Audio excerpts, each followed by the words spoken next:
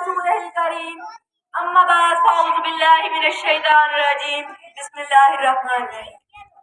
جناب صدر مجلس، معزز مہمانان گرامی، معزز سعادت رام اور میرے ہم مکتب ساتھیوں، السلام علیکم۔ میری تقریر کا موضوع صدیق اکبر رضی اللہ تعالیٰ عنہ اور عشق رسول صلی اللہ علیہ وسلم۔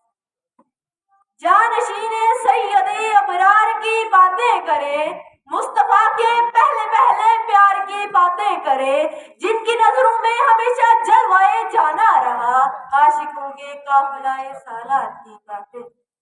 نام عبداللہ، کنیت ابو بکر اور لقب صدیق۔ حضرت ابو بکر صدیق رضی اللہ تعالیٰ عنہ بنی نوع انسان میں سے ان چند برگزیدہ اور خوش نصیب ترین افراد میں شامل تھے جنہیں نہ صرف سید الاولین و آخرین، خاتم الانبیاء والمرسلین حضرت محمد مصطفیٰ صلی اللہ علیہ وآلہ وسلم کی زیارت خدمت سے قصب فیض اور دین برحق سیکھنے کا موقع نصیب ہوا، بلکہ آپ ان 10 خوش قسمت افراد میں بھی شامل تھے جنہیں آپ صلی اللہ علیہ وسلم نے دنیا میں ہی جنت کی خوشخبری۔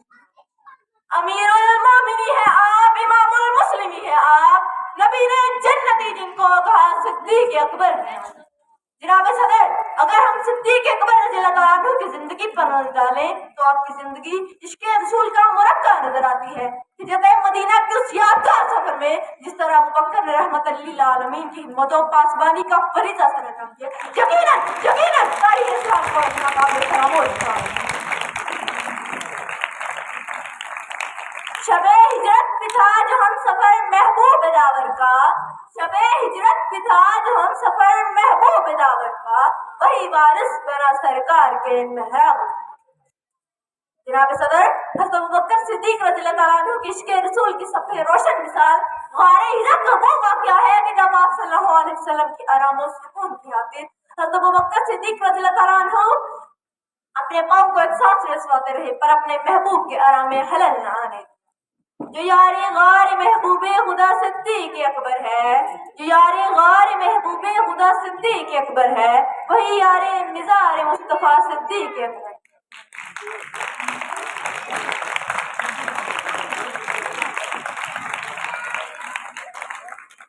ایک مرتبہ صحابہ کرام حضور اکرم صلی اللہ علیہ وسلم کی خدمت میں حاضر ہو کر اپنے پسندیدہ اعمال و عبادات پیش کر رہے تھے کہ حضرت صدیق اکبر رضی اللہ تعالیٰ عنہ نے فرمایا، آنکھیں میری چہرہ آپ کا، مال میرا حکم آپ کا، بیٹی میری حرم آپ کا۔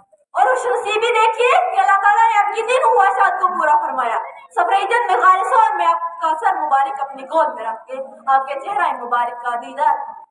اسی طرح غزوہ تبوک کے موقع پر اپنے گھر کا تمام سامان حضور اکرم صلی اللہ علیہ وسلم کی ہمت میں پیش کر کے اپنی دوسری خواہش کو مکمل کیا، اور تیسری خواہش حضرت عائشہ رضی اللہ تعالیٰ عنہا کا آپ صلی اللہ علیہ وسلم کی زوجیت۔ جناب صدر، وفا، احسان، جانثاری اور اگر اس کا کوئی مادی وجود ہوتا تو یقیناً وہ صدیق اکبر کی شکل میں ہوتا۔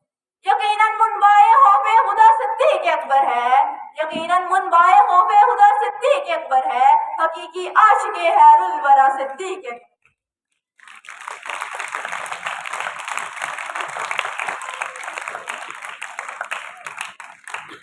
جناب صدر، حضرت ابوبکر صدیق رضی اللہ تعالیٰ عنہ کی محبوب خدا سے عشق و محبت ایک طرفہ نہ تھی، بلکہ آپ صلی اللہ علیہ وسلم بھی آپ سے خاص پیار کرتے۔